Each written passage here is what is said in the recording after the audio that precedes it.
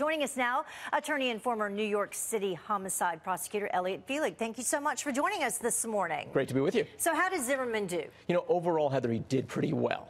It didn't come across as the most warm and fuzzy potential witness I've ever seen, but he didn't come across as a guy with anger issues. He didn't come across as a rabid racist, as he's been portrayed by some in the media. And most importantly, he didn't come across as someone who went out that night looking to kill someone. And let's remember, these types of pretrial interviews don't always go so well for defendants. We remember Jerry Sandusky gave an interview with Bob Costas that was such an utter disaster. The prosecutor put it in at his trial. Overall, from Zimmerman's perspective, from a defense perspective, he did pretty well. So in that particular segment right there, we heard him talking about the timeline of events. So Right. Did he lay the groundwork for a good self-defense argument? I absolutely believe he did. Now, let's remember, we don't know what the prosecution has up its sleeve, and we don't know if a jury will ultimately credit his version of events as true. But yes, if you were to take his version of events, if you were to give that same version at trial, and if a jury were to credit that version as true, he did lay the groundwork and make out what I believe would be a valid self-defense claim. All right, what's going to happen next? When does all of this go down? Well, first, the pilot is being prosecuted. He's been arraigned. He's been indicted. The FBI is investigated. So he's facing a potential 20 years. Typically, courts want to make sure that a criminal prosecution goes forward first, so those issues are determined before civil matters get determined. But I just don't think these folks have a case. I saw the press conference yesterday. Some of the plaintiffs, some of these passengers, couldn't even articulate what they had experienced, meaning they were probably sitting in other sections of the plane, were barely affected in any way. JetBlue gave them refunds. JetBlue gave them vouchers for double the value. They're saying not enough. They're saying not enough. They just want more. They just want a bigger payday. What do you make of this? This sounds a little nuts to a lot of folks, I think. Sure. This is the result of one parent complaining to the local chapter of the ACLU. The ACLU then sends a letter to the school district, and the school district decides that they're going to go along with the ACLU's request and ban all of these type of gender-specific activities, whether it's the very popular father-daughter dance, the equally popular mother-son ball game. The local head of the ACLU says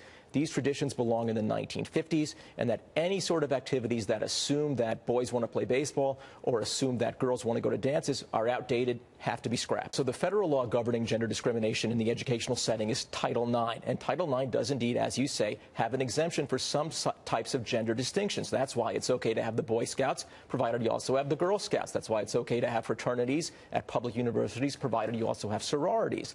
The key is a boys' bathroom and a girls' bathroom. Exactly. All right, without further ado, we've got to introduce our fantastic panel today. My good friend, and what are we, co-birthday It's a very special day for both of us. It's his birthday, it's Elliot Felig's birthday, and it's my birthday today, and it's perfect because we're booked together. Yes, but the record will reflect, as anyone can see, I am much older.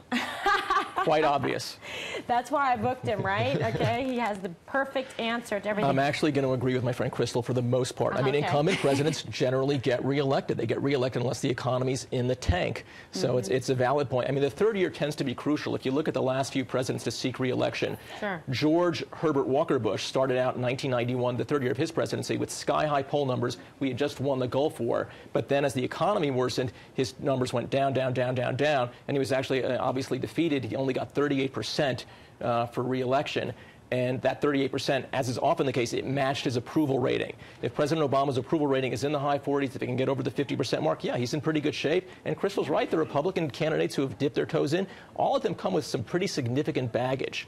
So you can't beat someone with no one. If you force me to lay down a bet right now, I probably would lay down a bet on the president getting reelected. I took a look at the decision this morning, and as I understand it, notwithstanding the fact that civil libertarian groups are cheering the decision, the judge's decision was that the district court and now the affirmance were really based on federal preemption grounds.